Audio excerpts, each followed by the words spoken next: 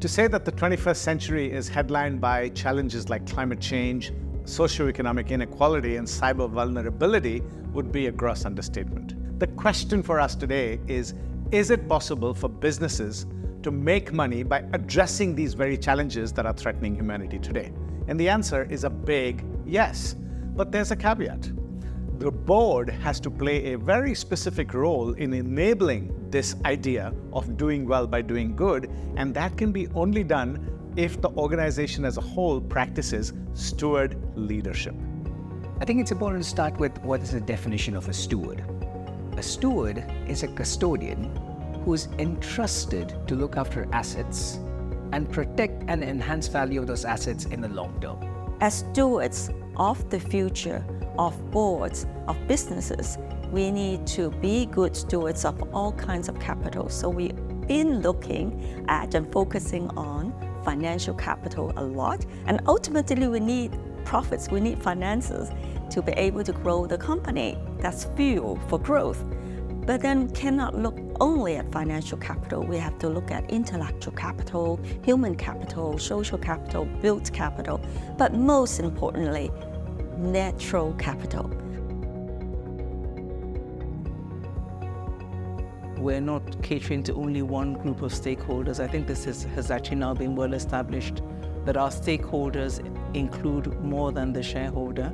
At first glance, the motivation might be profit, and we have so many other stakeholders, our customers, our suppliers, very, very importantly, our employees, investors. Stewardship in driving long-term value is the role of the board in terms of being able to look at how do stakeholders achieve appropriate returns? How do we think about keeping appropriate talent? How do we think about engaging the various groups that are needed, whether it be community involvement or others, in terms of being able to do what we need so that we can achieve long-term value?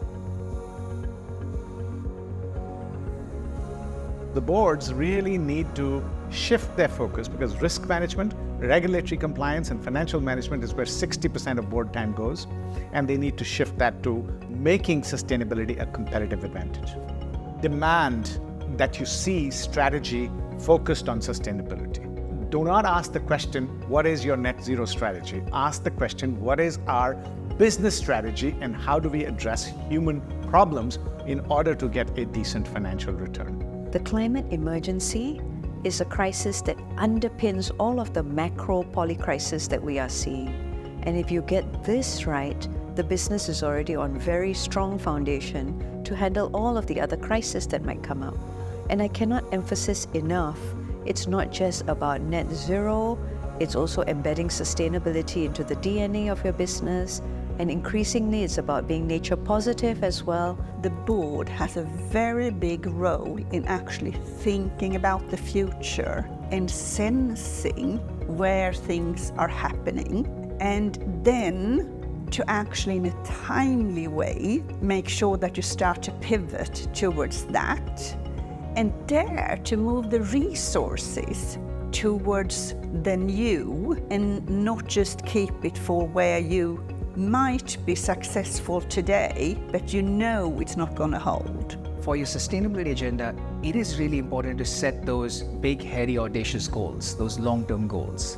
But then the role of any board has to be about how do you break down those goals into milestones, into activities, such that you have a clear glide path from your current action to your desired ambition. So think long, but act short. Well, it starts for me, for every board member, to be a constant learner. The curiosity that a board member must demonstrate at all times is going to be the fundamental of how the board performance and the individual's performance on the board will actually evolve. It's important to have a leadership role. It's also important to have a questioning role, a role in terms of collaboration and bringing people around the board table into a team kind of working, and in taking forward the purpose of the organization. I think individual directors need to take accountability for educating themselves. This is a very complex area, and it's hard to become an expert, but you can certainly become more informed and start from that foundation before actually moving forward with what should the strategies be, what should the solutions be, what should our goals and objectives be, what are the appropriate milestones. That information is foundational. Each of us has a personal reason, a personal motivation for caring about climate and caring about sustainability. For me, it's looking at the part of the world where I originally come from. Africa will probably be more impacted than many other countries when it comes to the risks of climate change, but there are also opportunities. And I think it's when we act out of that personal conviction that we would also be better able to balance these short-term and long-term priorities. Individual board members can play a really important role to drive the sustainability agenda, to drive the climate governance agenda. This is where the wonderful work that Climate Governance Initiative has done can serve as a template and can serve as a playbook for boards. And specifically, I refer to the 8 principles of climate governance. This guide is a tool that will help you make the right questions, reflect upon those questions. To the extent you start to respond to the questions that are being posed by the 8 guiding principles of climate governance, you will end up understanding what is your journey and actually looking to the path to bring to the board the climate strategy. So what is steward leadership? Learning from the best of the best organizations who have been doing well by doing good for a long period of time, we know that steward leadership is the genuine desire and persistence to create a collective better future for stakeholders, society, future generations, and the environment. When you begin to see yourself as a steward of planet Earth and humanity, you pivot from seeing sustainability as a cost and compliance problem to a win-win-win leadership opportunity.